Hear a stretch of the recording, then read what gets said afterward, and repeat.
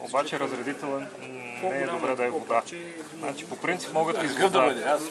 Аз си ползвам марсовия. Значи разликата между водата и това, че това има забавител и ми дава повече време, боята не ми съхне в канчето тук. Съхни пак бързо на модела, но тук ми седи мокра доста време. Аз първия, върху пластмасата, защото праймер не съм ползвал. И той е крил, адхезията му е кофта, така се стича и се даре. Да, в момента това показвах да се прави много тънък слой. Да се направят 10 слоя, обаче да са много тънки. Тогава няма стичане, няма... Ето сега, като изсъхна по-добре, вече стана равномерно. Ето, четката е друго, аз говоря за четката е ясно.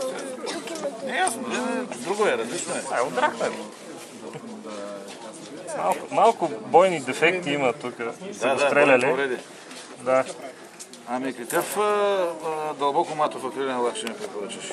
Дълбоко матов? Валехо си купих и не ми харесва въобще, не това матово. Мисля да стане много матово. Много матово да стане, значи като пръснах аспо се прави с пигменти там, направя вода, викам трябва да го фиксирам, го пръсна, то стана гланцово с матовия лак. Има го този момент. Значи първият проблем е много яко разбъркване на лак. Бих го много Това е... Това е полупрозрачно шенци, може и да виждам удънцето, няма, нищо не остава по Ако се вземеш на алклад, флат, има мат, има и флат, който е още по-мат. На кого? Алклад. Това е само за... Алклад. Той си е готов за разреден, за пръскане на момента или с четка искаш да го носи. Не, с пръскане. Той е готов. Той с валехо и той достатъчно разреден. Готов е за пръскане и става много мат. Сега, нали това ще направиш? И обратното подчертаване. Моля? Черно от другата страна. Да, всичко. Само ми стигне времето, че... Докъде стигнем? След един час ще отплувам. Да, бързаме. Ще го изсушим ли? Я пусни сушара. На кое? Една степен. Дай да го изсушим набързо. Защото като се пусне много горещо, ще започне да го три. Много да получава. Да.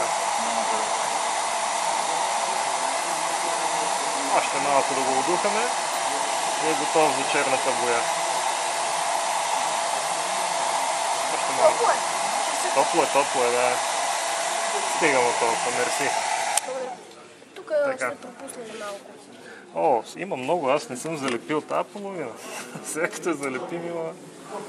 Така. Значи сега ще изчакаме малко да се втвърди боята, тъй като тя изсъхна колкото да я пипаме, обаче трябва да се втвърди самата тя, за да може да я полираме. Няма проблем. А освен забавящия ефект, специалния фирмения разтворител, други предимства има ли? Да, правя самонивелиращи се такава. Значи водата, като е разбъркана с вода, тия боички специално се събират на ивички. Аз не знам как се наричат ефектите, ама... Капилярен ефект. Капилярен, Точно да. тия, дето и адхезивността, може би също... Да, значи... Аз се дистилирана вода, разглеждаш, чето безспорно, там.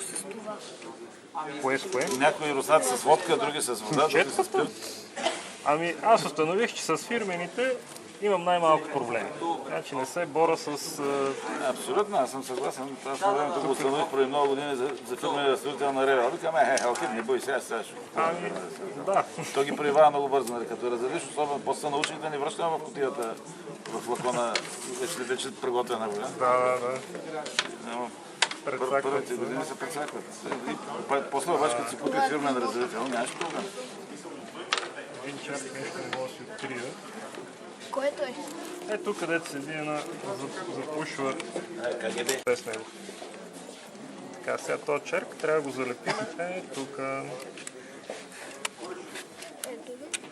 Той е хубав интериор, отива на кино.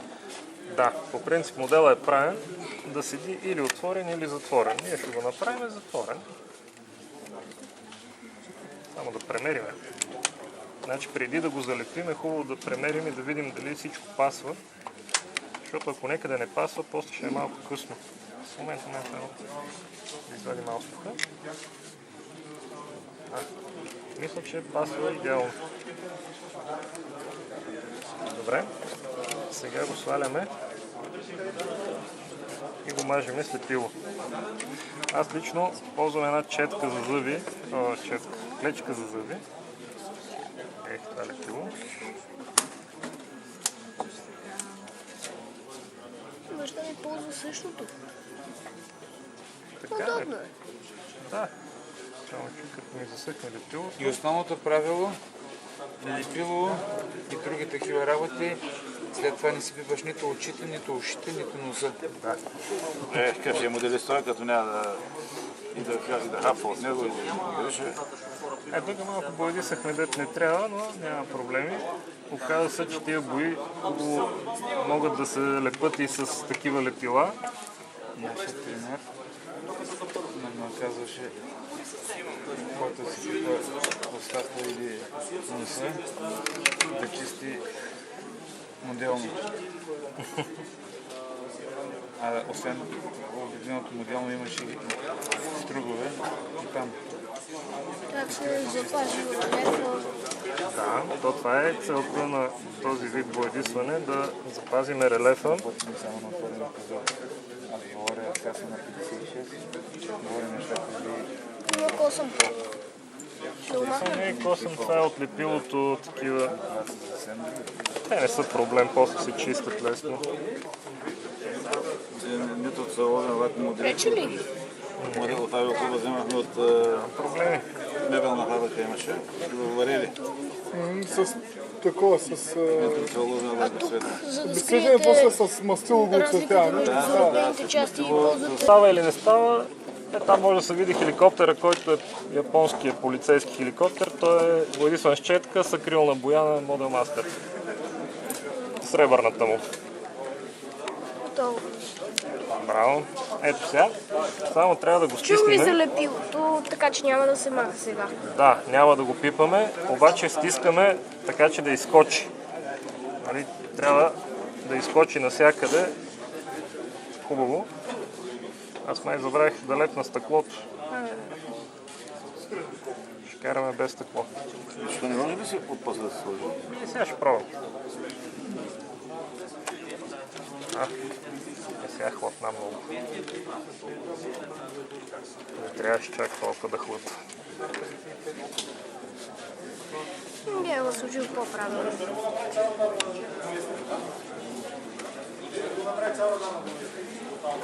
Внимавайте да не го докоснете. Да, внимавам.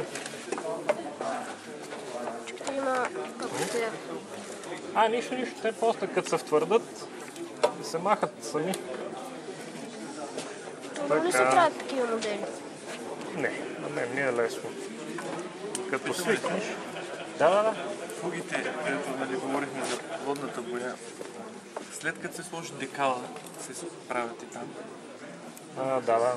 Първо декала, вкопава се с химия за омекотяване, защото иначе не влиза сам по фугата. Искам да ви питам нещо. Тук отдолу на самолета, те за крилата тук, сами ли се отварят или трябва да се отворят? Не разбрах въпроса. Те дали се отварят да излизат колелата? В случай ще го залепиме. Той тук къде? Така ще го залепиме. отворено това. Отворено. Може и затворено. Чакай се, това е на таста. Ако е затворено, ще дойде така. И вътре е колелото. Аз първо колелото трябваше да сложа. Да?